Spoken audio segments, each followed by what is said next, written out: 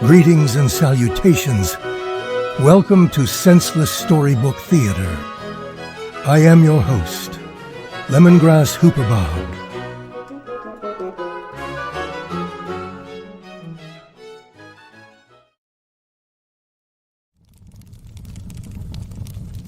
Today's story is an ancient folktale called When the Birds Came Home, written by the famous philosopher and mathematician Ignaz Donutwater. Some historians postulate the story was an allegory for the Roman invasion of Mexico in 1973 AD. Personally, I think the dude was nuts, but our audience today shall decide for themselves whether the author was a visionary ahead of his time or if he was a wacko. All right, hold on to your tea and crumpets. Here we go.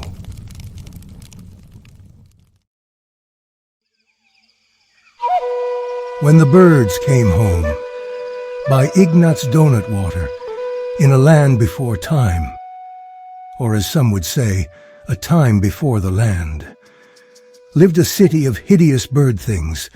They stood upon legs of two, had no beak, no feathers on their bodies, but had a tuft of hair growing only on the top of the head skins. They looked basically just like man, but were definitely birds, and totally different. I'm like 90% sure it's because they really enjoyed juicy, fat worms. Oh, yeah, baby. They was slurping down those critters every day like there was no tomorrow. Life in the city was good, like really good. Each bird got paid a small, measly wage of $35 an hour to basically poop on random stuff because, you know, that bird life, though. A stranger came to Bird City one day by skateboard.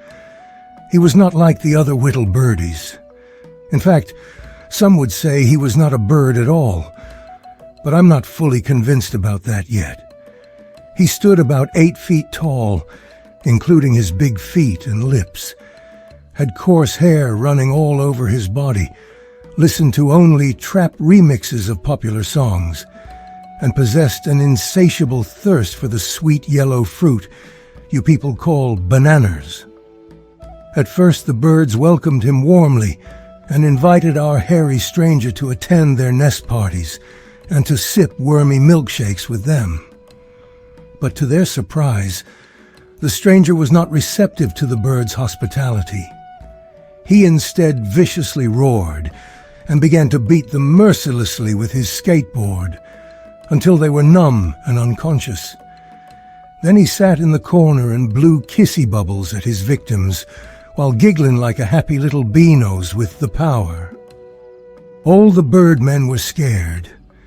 Too scared to even to go outside and poop for a living to provide for his little birdies and bird wife, who needed the money to buy tons of more jewel-encrusted egg seeds. Unable to go outside and relieve themselves, the birds held their poop in for so long that they began to fill the houses full of diarrhea, thus making the houses poop bombs, because the houses got too full, if you know what I'm saying. Don't light a match if you know what's good for you. And that wasn't the worst of it. If a soul grew brave enough to venture out beyond their doormat, the hairy creature, who shall be known hereon as Chungo McBungo, would spring up out of the bushes and rapid-fire ask them a series of physics-based math problems, determining the translational acceleration of a spherical particle fired at an angled trajectory using Hooke's spring constant. If they could not answer these juvenile trivialities within 2.4 seconds, he would get very cross with them and beat their non-feathered behinds so hard with his skateboard that it would literally shatter and splinters would get embedded inside of their flesh. So who was this Chungo fellow? He was a huge ape, with an even huger ego. The name Chungo comes from the old Latin word Chungo radius, which translates in English to, "What the heck is this freak?" which is what his mother said when she first saw him. He was kicked out of monkey school in the jungle at an early age for being too much of an evil genius. Despite all the mystery surrounding this ape's dark past, one thing became very clear. Chungo was going to make things very difficult for the citizens of Bird City. For a while, life went on as normal, except everybody obsessively studied math like their very lives depended on it, because it did. Einstein was the most popular baby name that year for boys and girls. With so many Einsteins walking around, Chungo felt uneasy, maddened at the idea that he was possibly no longer the smartest dude around. Mon! Leaping atop their imperial-age town center, he bellowed, "You eggheads, too nerdy! Make Chungo feel insecure!" Chungo just heard everyone now to hide his true feelings.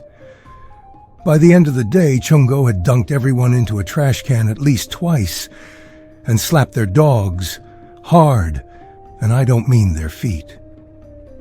That night, the birdmen and the children realized that they could no longer coexist with this abusive math professor of a monkey. They reasoned within themselves to take back their beloved city, but they would have to act fast and quiet. Stealth coconuts were their only option. Making the perilous journey of sneaking past the asleep Chungo to the jungles outside of town, the mob started to collect some ammunition for the looming battle ahead.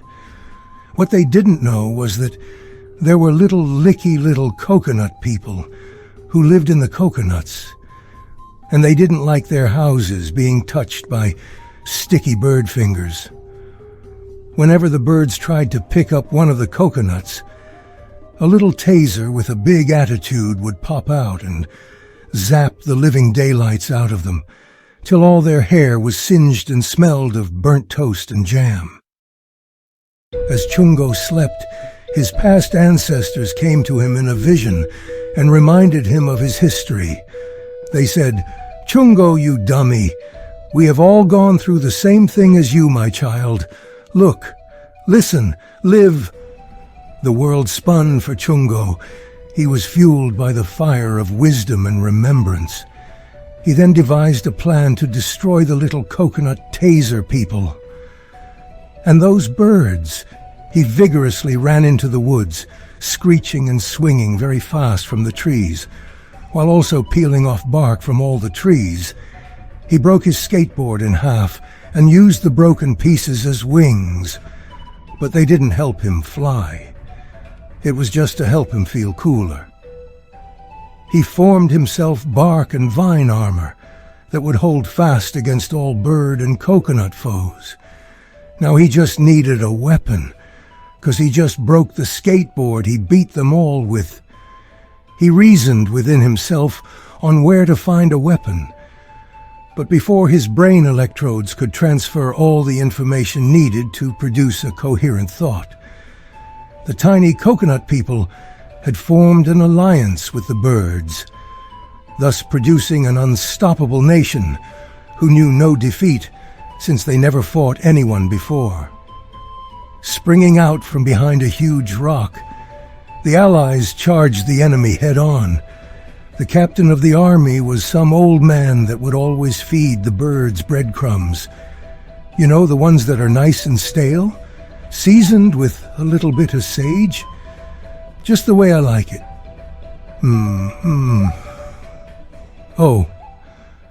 Anyways. Yeah, they had started their assault. Electronic coconut bombs started raining down from the sky in all directions. Chungo didn't even have time to think. He just started running like a freak. The birds dive-bombed him and started poking his eyes. He grabbed at one and got his face punched in. He looked behind him, and a coconut he punched him in the face too. Again and again and again. His face was taking a bruising wherever he was a-cruising. He was sick of getting his face punched and reckoned it was high time he cleared the table and gave them the bill, if you know what I'm saying. In the middle of the fray, Captain Old Breadman was rallying the troops like a good little soldier, when Chungo ran up and wrapped his strong, moist fingers around his slender neck. "Let's see how old man like getting face punched in by Chungo." With one good punch to the breadbasket, he sent the captain up on his way through a quadruple backflip. Chungo then caught the man by his neck mid-flight and RKO'd him over a coffee table and deep into the pavement. A solemn silence fell over the battlefield. The birds were crushed by the sight of their beloved leader, the old man now crumpled on the floor like a wet beach towel. Lying on the ground, with life literally wheezing out of him, he looked up at Chungo and raspingly begged, "Sweet Peppa Pig, please be gentle to me." But his assailant showed him no mercy and beat that wretched man so hard with his broken skateboard shards that the man's arms and legs fell right off. This was the moment the birds were all waiting for. For the time was right. The bananas were ripe. It was time to wipe. In the twinkle of an eye, they shoved their secret weapon, the glass banana, up his butt. Little did they know, Chungo secretly liked it. He slowly got up and turned around. Towering over them, he snarled, "You stupid boys! That will only make me stronger! Mwahaha!" Donning his bark and vine two-piece swimsuit, armor, he leaped upon the birds with the ferocity of a three-legged yak doing steroids. All seemed lost for the boards. Their city was taken. The old man who fed them all bread was totally annihilated, and now they lost the battle. So they decided to do the unthinkable, retire early and move to the Bahamas, for the few that survived at least. When packing to move, they would suddenly but not startlingly burst into tears of remembering what a bunch of failures they were. But then, a spark of hope diffused amidst the people. The old limbless man crawled up a hill like a freak caterpillar trying to fly and said, "People, our founding fathers believed in peace. Will we let this stupid monkey end what we've worked so hard for? No, let us bring order to the universe." Then he died. In their rage, thy birds constructed a Lego Death Star and focused every laser beam into Chungo's big lips.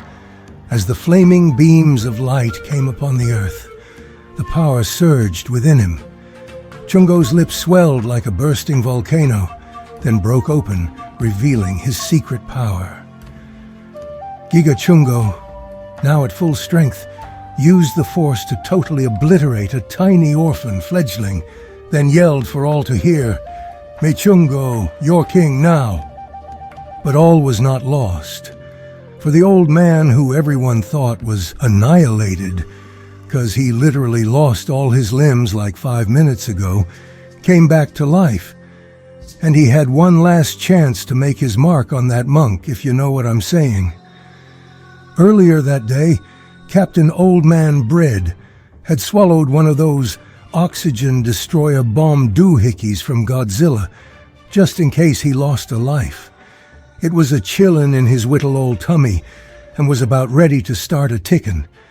Channeling all of his power from the ancestors, yes, Chungo's ancestors, because they thought he was a little beep-beep who needed to die quick. The old boy grew himself beautiful, bountiful legs and biceps. No forearms or hands, the magic wasn't that strong. Using his last bit of strength from eating those ranch Pop-Tarts earlier for breakers, he lunged at that accursed ape and held him tenderly in one last embrace. Then he handcuffed himself to a nearby porta-potty, so they weren't going nowheres. "Stop, you idiot, you killed both Old Man and Chungo." The old man smiled and touched Chungo's ripped lips and said, "Shh, be still, little one. Peppa Pig will be gentle to both of us now." Chungo, infuriated at being outsmarted by the old fool, took out his old skateboard shards and beat the old man to death with it, screaming, "You! Oh, you! What the heck is even that? "Get off of me, you cold-fingered freak slug." But it was of no use. The old man felt pain no more, for his time had come. In a flash of light, it was all over. The last things the birds heard was Chungo squeaking like baby Thanos stuck in a mousetrap, while the old man moaned, "Oh, bother!" When they looked up, all they saw was a pile of ash and charred skateboard bits. They were free of their oppression. Huzzah! The feast that night was like one never before, but not unlike one that they had after watching the Super Bowl later that year. Piles of math books burned in the streets. Children played with skateboards without fear of getting beaten for once. A bronze statue of the old man was built on the hill outside of town that read, "Oh my gravy, that monkey was hairy." With renewed optimism of the future, the birds began to rebuild their lives. Bird City was back with the birds, for now. The end.